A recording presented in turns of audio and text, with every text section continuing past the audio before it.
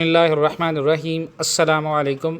21 जुलाई 2026 बुध का दिन है जी। 10:20 हैं। इस वक्त मार्केट ट्रेड कर रही है 4070 पर औंस के ऊपर।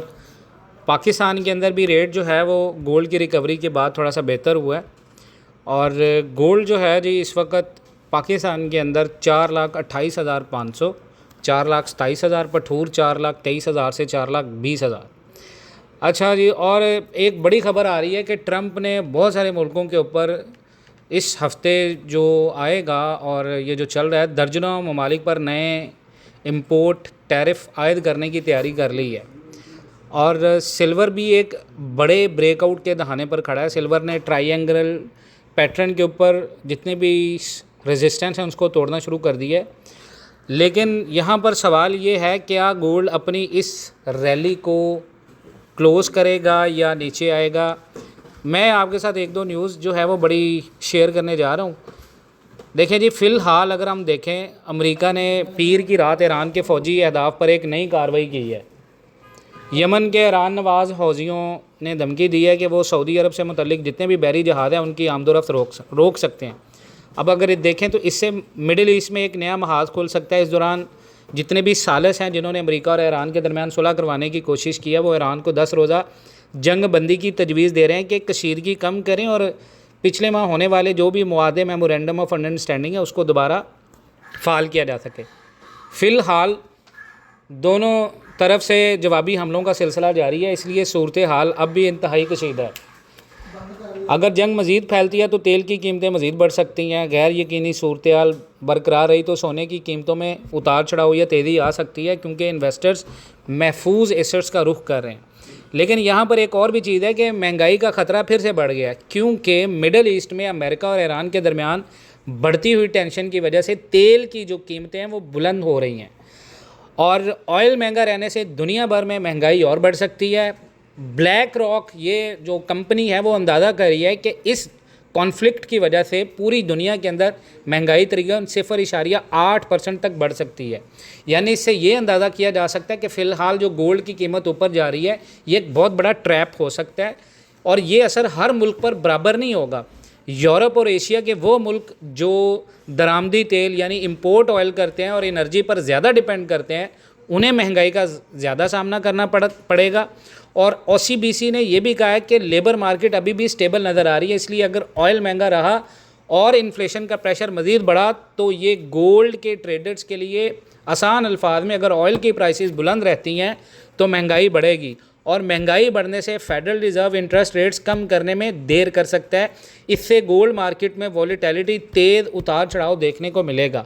इसीलिए पूरी दुनिया के जो ट्रेडर्स हैं वो ऑयल प्राइसेस, ईरान, अमेरिका की न्यूज़ और फेड की पॉलिसी पर नज़र रख रहे हैं, क्योंकि गोल्ड रिकवरी करते हुए 4100 की तरफ तो मूव कर रहा है। इस वक्त प्राइस तकरीबन 4070 पर औंस के आसपास ट्रेड कर रही है। रिकवरी हो रही है लेकिन ओवरऑल ट्रेंड अभी भी बेरिश है।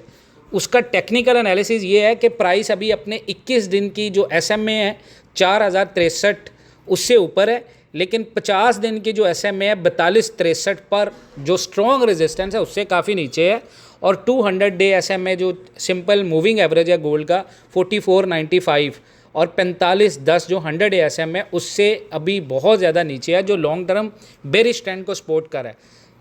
जब तक मार्केट 4100 के ऊपर डेली क्लोज नहीं करेगी मार्केट का जो ट्रेंड है वो डाउन रहेगा। RSI मार्केट का जो रिलेटिव स्ट्रेंथ इंडेक्स है वो 44 है, जिसका मतलब ये है कि मार्केट वीक है और रिकवरी अभी सिर्फ करेक्शन लग रही है। तो अगर 100 डे SMA या 200 डे SMA के ऊपर क्लोज कर जाए तो फिर जो अब्जॉर्ब होगी सेल रैली, तो ये और ज़्यादा बेरी सिग्नल होगा। अगर जो न्यूज़ आ रही है मार्केट के अंदर बाबुल मंदब के ऊपर जो सऊदी शिप्स हैं अगर उनको निशाना बनाया जाता है दोबारा हौजियों की तरफ से ईरान के, तो फिर मार्केट के अंदर एक बहुत बड़ी क्रैश आ सकती है 3886 पर औंस तक। और यहाँ पर पाकिस्तान के अंदर जो रेट है वो पैनिक फॉल कर सकता है 4 लाख तक, 4,10,000 तक। फंडामेंटल अगर आप देखें मिडिल ईस्ट की सिचुएशन आपके सामने है। ईरान और अमेरिका के दरमियान अगर कोई भी डिप्लोमेसी की उम्मीद ज़िंदा है तो मार्केट बुलिश जाएगी। ईरान को जितने भी जो सालस हैं वो उनकी तरफ से सीज़ फायर प्रपोजल्स मिले हैं अब मार्केट इस चीज़ को लेगी कि डोनाल्ड ट्रंप जो है वो दो ऑप्शंस पर गौर कर रहा है, एक तो 10 दिन का सीज़ फायर और स्ट्रेट ऑफ हॉर्मस को दोबारा खोले ईरान, दूसरा या फिर इसराइल के साथ ईरान के खिलाफ फुल मिलिट्री ऑप्शन। फ़िलहाल मार्केट का फोकस सीज़ फायर और डिप्लोमेसी पर है। अगर गोल्ड पर अगर असर देखें तो अगर तो सीज़ फायर हो गया तो सेफ़ हेवन डिमांड बढ़ जाएगी, गोल्ड पर जो है वो बाइंग प्रेशर आएगा। अगर जंग बढ़ गई, इन्वेस्टर जो है वो सेफ़ हेवन की बजाय तेल प्राइसेस को नज़र में रखेंगे और गोल्ड और ऑयल दोनों में तेज़ी आएगी। गोल्ड जो है वो नीचे की तरफ फॉल करेगा और ऑयल जो है वो ऊपर जाएगा। तो शॉर्ट टर्म अभी जो है वो रिकवरी चल रही है। इस चीज़ से आपने ये नहीं अंदाज़ा करना गोल्ड मार्केट ऊपर निकल रही है जब तक ईरान और अमेरिका का जो स्टैंस है, क्योंकि अभी वीक हाई लगा है 4084 पर आउंस। अगर ये वीक हाई के ऊपर क्लोज आता है डेली बेस पे तो फिर मार्केट का जो टेक्निकल स्ट्रक्चर है वो चेंज होगा बुलिश साइड पे, और वो बुलिश टू न्यूट्रल होगा या बुलिश टू साइडवेज होगा। अगर ये 4080 लगाने के बाद 4040 के नीचे डेली क्लोज देता है तो फिर ये मार्केट की एक सिर्फ छोटी सी करेक्शन होगी, और इसके बाद जो लेवल टेस्ट हो सकता है वो दोबारा 3980 तक हो सकता है। बाकी इंशाल्लाह ताला फॉरेक्स के लिए आप लोग जो है वो हमारा चैनल विज़िट करते रहें, और जो आप में से फॉरेक्स के अंदर लोग काम करते हैं वो भी कांटेक्ट कर सकते हैं। और फिज़िकल ग्रुप में अगर किसी बंदे ने ख़रीदारी करनी है तो ये राइट टाइम नहीं है बाय ख़रीदारी करने का। यहाँ पर आप स्लॉट्स के अंदर बाय करें थोड़ा थोड़ा करके। सिल्वर का भी सेम सिनेरियो है जो मैंने आपको गोल्ड के लिए बताया है। लॉन्ग टर्म फोरकास्ट मेरी वही है कि 2027 के मार्च तक गोल्ड जो है वो 6,27,000 पर तोला और सिल्वर जो है वो 180 से 220 पर ऑन्स के ऊपर जा सकता है। और सिल्वर भी पाकिस्तान के अंदर कोई करीबन 25 से 26,000 तक जा सकता है 2027 के मार्च तक। ये सारी करेक्शन हो जाएंगी। बाकी इंशाल्लाह ताला अपना बहुत सारा ख्याल रखें। मिलते हैं नेक्स्ट वीडियोज़ में, तब तक के लिए अल्लाह हाफ़िज़।